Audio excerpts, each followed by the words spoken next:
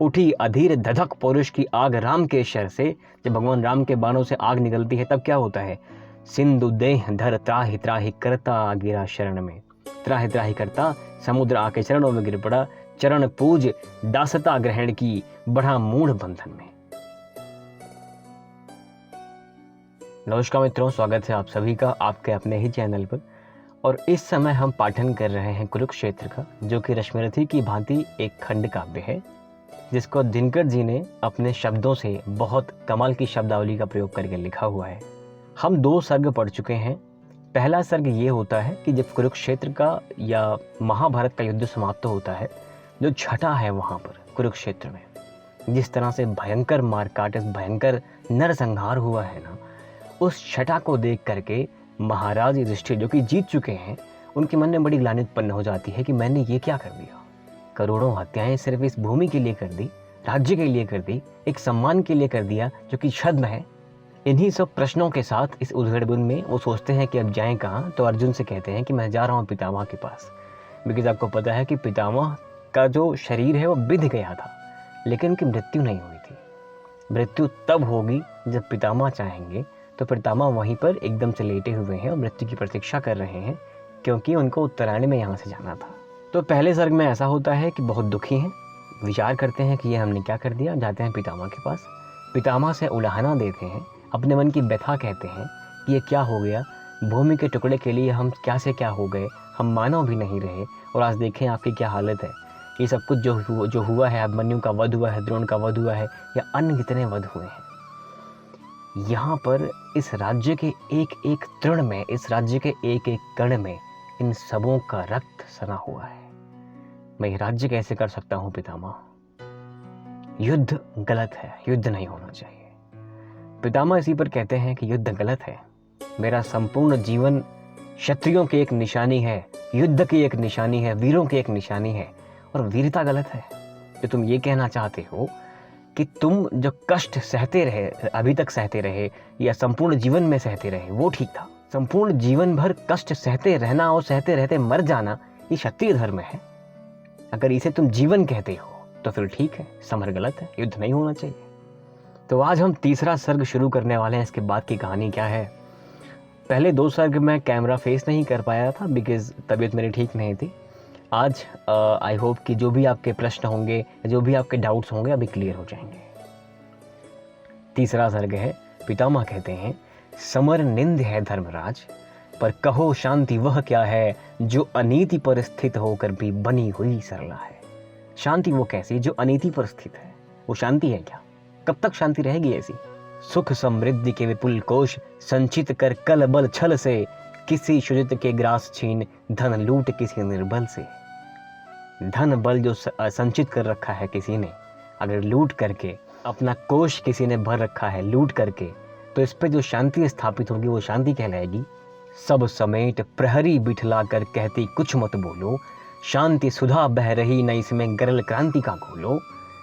शांति ने क्या किया है?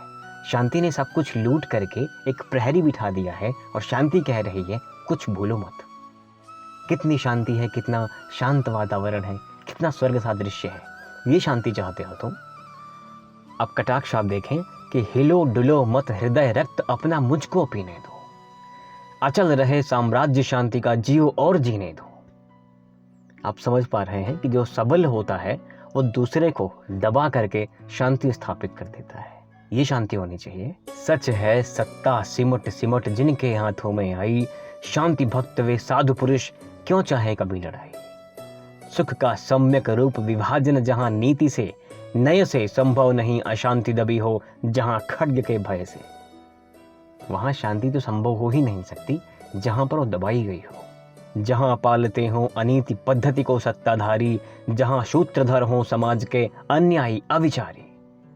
अभी कटाक्ष ही चल रहा है। आप समझ रहे हैं कि जहां पर अन्यायी अविचारी सत्ता लेके बैठा रहेगा ना, उस समाज में कभी शांति स्थापित हो ही नहीं सकती। दुर्योधन जब जब सत्ता में आएगा तब तक उसका वध करने के बाद ही शांति स्थापित हो सकती है। अब तुम जो शांति स्थापित करोगे धर्मराज, वहां शांति हो सकती है। नीति युक्त प्रस्ताव संधि के जहां न आदर पाए। कितने प्रस्ताव आए थे? नीति युक्त प्रस्ताव आए थे, 5 ग्राम दे दो। तो नीति युक्त प्रस्ताव संधि के जहां न आदर पाएं, जहां सत्य कहने वालों के शीश उतारे जाएं, जहां खड्ग बल एकमात्र आधार बने शासन का, दबे क्रोध से भभक रहा हो हृदय जहां जन जन का। कुछ कर तो नहीं पा रही है जनता, डर रही है, लेकिन अंदर ही अंदर कहीं ना कहीं एक बहुत भीषण क्रोध है, तो वहां पर शांति नहीं हो सकती। सहते सहते अनय जहां मर रहा मनुज का मन हो, कष्ट सह सह के जहां मन ना टूट टूट कर मर रहा हो, समझ का पुरुष अपने को धिक्कार रहा जन जन हो, जहां पर प्राणी मात्र अपने आप को कायर समझ रहा हो कि बंधा हुआ हूं, कुछ कर नहीं पा रहा हूं, तो वहां पर तो शांति स्थापित नहीं हो सकती। अहंकार के साथ घृणा का जहां द्वंद्व हो जारी, ऊपर शांति तलातल में हो छिटक रही चिंगारी। शांति जो दिख रही होती है ना ऐसी अवस्था में, ऊपर दिख रही होती है, चिंगारी कहीं आग की छटक रही है मन में। आगामी विस्फोट काल के मुख पर दमक रहा हो, इंगित में अंगार विवश भाव में चमक रहा हो। पढ़कर भी संकेत सजग हो किंतु न सत्ताधारी, दुर्मति और अनल में दे आहुतियां बारी बारी। कभी नए शोषण से, कभी उपेक्षा, कभी दमन से, अपमानों से, कभी कभी शरबेधक व्यंग वचन से। दबे हुए आवेग वहां यदि उबल किसी दिन फूटे। जो आपने खड्ग के बल पर शांति स्थापित करी है, मन में ऐसे विचार चल रहे हैं, वहां का पुरुष स्वयं को कापुरुष समझ रहा है और उसके मन में एक ऐसी ज्वाला है किसी भी क्षण फटक सकती है, विस्फोट बदल सकती है। वहां पर क्या होगा? दबे हुए आवेग जब किसी दिन फूटेंगे, संयम छोड़ काल बन मानो अन्यायी पर टूटे। कहो कौन दायी होगा उस दारुण जगत दहन का, कहो कौन दायी होगा उस दारुण जगत दहन का। अहंकार या घृणा कौन दोषी होगा उस रण का। तुम विषण हो समझ हुआ जगदाह तुम्हारे कर से, सोचो क्या अग्नि समर की बरसी थी अंबर से। पितामह ने कहा था कि अगर तुम चाहो युद्ध ना हो तब भी युद्ध होता। प्राणी मात्र में वो अग्नि जो है वो भड़क रही थी। ग्रह एक दूसरे को खा जाने के लिए विह्वल हो गए थे। तो पितामह कह रहे हैं, सोचो क्या अग्नि समर की बरसी थी अंबर से। क्या ऊपर से आग बरस गई थी क्या? अथवा अकस्मात मिट्टी से फूटी थी वह ज्वाला, या मंत्रों के बल जन्मी थी यह शिखा कराला। कुरुक्षेत्र के पूर्व नहीं क्या समर लगा था चलने, प्रतिहिंसा का दीप भयानक हृदय हृदय में बलने। शांति खोलकर खड्ग क्रांति का जब वर्जन करती है, तभी जान लो किसी समर का वह सर्जन करती है। शांति नहीं तब तक जब तक सुख भाग न नर का सम हो। जब तक समाज में दुख और सुख का भाग काफी कम हो रहेगा, तब तक क्रांति होगी और शांति स्थापित तो हो नहीं सकती। नहीं किसी को अधिक हो, नहीं किसी को कम हो। ये कितना संभव है ये बात अलग है, लेकिन जब तक एक ऐसा तबका एक दूसरे समाज का शोषण करता रहेगा, शांति स्थापित नहीं हो सकती। सामने नहीं बोल पाएगी, मन में ज्वाला भड़केगी और किसी न किसी दिन वो क्रांति बनेगी। ऐसी शांति राज्य करती है तन पर नहीं हृदय पर, नर के ऊंचे विश्वासों पर, श्रद्धा भक्ति प्रणय पर। जब आप एक अच्छा समाज बना देते हो ना, तो शांति अपने आप उसके तन पर नहीं मन पे राज करती है। न्याय शांति का प्रथम न्यास है, जब तक न्याय न आता, जैसा भी हो महल शांति का सुदृढ़ नहीं रह पाता। जब तक आप न्याय नहीं करोगे, शांति स्थापित हो ही नहीं सकती। कृत्रिम शांति सशंक आप अपने से ही डरती है, खड्ग छोड़ विश्वास किसी का भी नहीं करती है। और जिन्हें इस शांति व्यवस्था में सिख भोग सुलभ है, उनके लिए शांत ही जीवन सार सिद्ध दुर्लभ है। तो ऐसी जो शांति स्थापित हो जाएगी, तो प्राणी मात्र, मानव मात्र वहाँ पर सुखी और संपन्न रहेगा। लेकिन जब जब खड्ग के बल पर, पिस्तौल के बल पर, पैसों के बल पर, बाहुबल के बल पर आप शांति स्थापित करोगे, शांति स्थापित हो ही नहीं सकती। पर जिनकी अस्थियां चबाकर शोणित पीकर तन का, जीती है यह शांति दाह समझो कुछ उसके मन का। खून पीकर हड्डियां चबाकर जो शांति बनती है, शांति नहीं रह सकती। सत्य मांगने से न मिले संघात पाप हो जाए, बोलो धर्मराज शोषित वे जिए कि मिट जाए। न्यायोचित अधिकार मांगने से न मिले तो लड़के, तेजस्वी छीनते समर को जीत या कि खुद मर के। किसने कहा पाप है समुचित सत्य प्राप्त हित लड़ना, उठा न्याय के खड्ग समर में अभय मारना मरना। किसने कहा यह पाप है? अपने अधिकार के लिए, अपने आत्मसम्मान के लिए, अपनी शांति के लिए, अपने हक के लिए लड़ना कहाँ पाप है? और किसने कहा यह पाप है? क्षमा दया तप तेज मनोबल की थे वृथा दुहाई, धर्मराज व्यंजित करते तुम मानो की करताई। ये सारी दुहाइयाँ देते हैं ना लोग, हाय क्षमा कर दो, हाय दया दिखाओ, तप हो, तेज हो, मनोबल हो। अगर आपके पास अपना अधिकार नहीं है, आपके पास रहने के लिए ज़मीन नहीं है, आपके अधिकार को, आपके घर को, आपकी रोटी को छीन लिया गया है, आप खड़े होकर देख रहे हो ना, कायर हो आप, शांति नहीं चाहते, आप डरते हो, भयभीत हो, कापुरुष हो, आप जीवित ही मृत के समान हो, स्वयं को मनुष्य न कहो। हिंसा का आघात तपस्या ने कब कहाँ सहा है, देवों का दल सदा दानवों से हारता रहा है। मन शांति प्यारी थी तुमको, यदि पौरुष जलन से लोभ किया क्यों भरत राज्य का, फिर क्यों आए वन से। पिया भीम ने विष लाक्षागृह जला, हुए वनवासी केश कर्षिता प्रिया सभा सम्मुख कहलाई दासी। भीम के साथ क्या हुआ, लाक्षागृह जला, तुम सभी लोग वनवासी हुए, तुम्हारी पत्नी का केश ग्रहण हुआ, अनेक अन्याय हुए, दासी कहलाई वो, वैश्या कहलाई वो, क्या क्या नहीं कहलाई।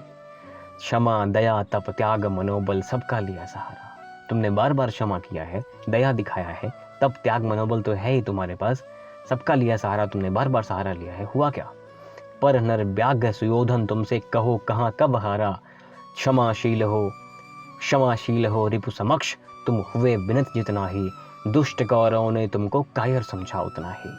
अत्याचार सहन करने का कुफल यही होता है, पौरुष का आतंक मनुज कोमल होकर खोता है। क्षमा शोभती उस भुजंग को, जिसके पास गरल हो, उसको क्या जो दंतहीन विष रहित विनीत करल हो। उस भुजंग यानी कि एक ऐसा सांप, जैसे कोबरा मान लीजिए, जिसके पास विष हो, अगर वो क्षमा कर दे तो क्षमा कहलाता है। एक ऐसा सांप जिसके पास विष ही नहीं है, वो क्या क्षमा करेगा, वो तो भयभीत है, डरपोक है। 3 दिवस तक पंथ मांगते रघुपत सिंधु किनारे, बैठे पढ़ते रहे छंद अनुनय के प्यारे प्यारे। भगवान राम जब अयोध्या से जब लंका पे चढ़ाई करने जा रहे थे, समुद्र किनारे वहाँ 3 दिन बैठे रहे, हाथ जोड़ के प्रार्थना करते रहे कि मुझे मार्ग दो, मार्ग दो। क्या हुआ, समुद्र उनके सामने तब आता है जब विनय न माला जल जड़ गए 3 दिन बीत, बोले राम सको तब भय बिनु होत न प्रीत। कुछ लोगों को बिना भय के प्रीति उत्पन्न नहीं होती है, तो भगवान ने वही किया था, भगवान ने धनुष उठाया। तो अगर वो बार बार पूजा ही करते रहते, 3 का 300 दिन हो जाता।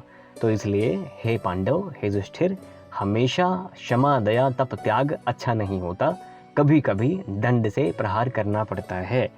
तो 3 दिन तक भगवान को भी यही हुआ था। उत्तर में जब एक नाद भी उठा नहीं सागर से, उठी अधीर धधक पौरुष की आग राम के शर से। जब भगवान राम के बाणों से आग निकलती है तब क्या होता है, सिंधु देह धर त्राहि त्राहि करता गिरा शरण में। त्राहि त्राहि करता समुद्र आके चरणों में गिर पड़ा, चरण पूज दासता ग्रहण की, बढ़ा मूढ़ बंधन में। तब तक नहीं आ रहा था, जब बाण निकल जाता है तो क्या करता है, चरणों पर गिर पड़ता है। तो दिनकर जी कहते हैं कि सच पूछो जीवन का मूल्य ना यहाँ समझ आता है कि आपको कहाँ पर क्षमा करना है और कहाँ पर बाण उठाना है। संधि वचन संपूज्य उसी का, जिसमें शक्ति विजय की।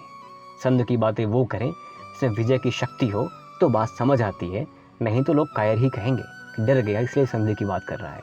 सहनशीलता क्षमा दया को तभी पूजता जग है, बल का दर्प चमकता उसके पीछे जब जगमग है।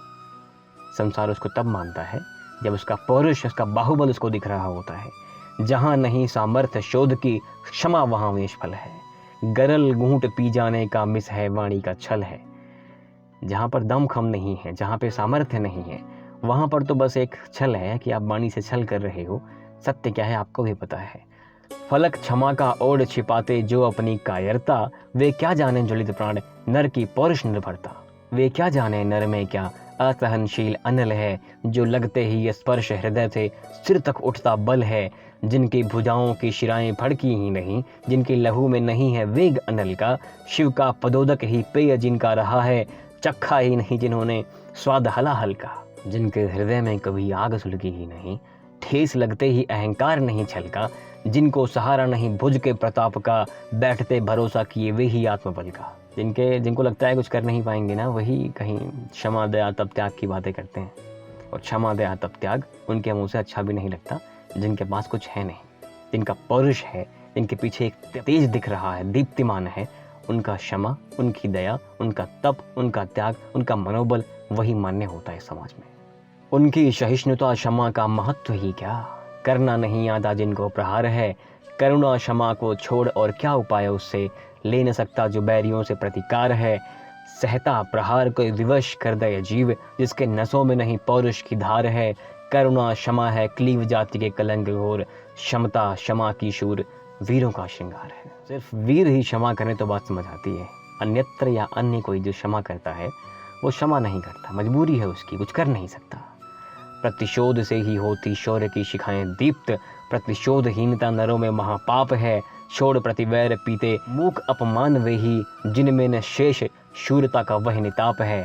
अपमान का घूंट वही पीता है जो वीर नहीं है। चोट खा सहिष्णु वह रहेगा किसी भांति तीर, जिसके निशग में करों में घृण चाप है। जेता के विभूषण सहिष्णुता क्षमा पर है, हारी हुई जाति की सहिष्णुता अमिताभ है। सहिष्णुता एक हारा ही व्यक्ति जो होता है ना, वो उसी का डंका फिरता है कि हम सहिष्णु हैं। आपके घर में कोई घुसे, आप सहिष्णुता नहीं दिखाओगे, आप पहले पटक के मारोगे, फिर देखा जाएगा। अगर क्षमता है, अगर क्षमता ही नहीं है तो आपके पास है ही क्या, कुछ तो बोलना ही पड़ेगा। फिर पितामह कहते हैं कि भूल रहे हो धर्मराज तुम, अभी हिंस्र भूतल है, खड़ा चतुर्दिक अहंकार है, खड़ा चतुर्दिक छल है।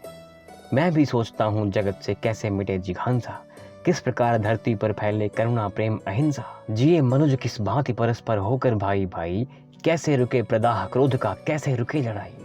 धरती हो साम्राज्य स्नेह का, जीवन स्निग्ध सरल हो, मनुज प्रकृति से विदा सदा को दाहक द्वेष करल हो। उनकी कल्पना है कि काश ऐसा हो, पितामह ऐसा कह रहे हैं। बहे प्रेम की धार मनुज को वह अनवरत भिगोए, एक दूसरे के उर में नए नए बीज प्रेम के बोए।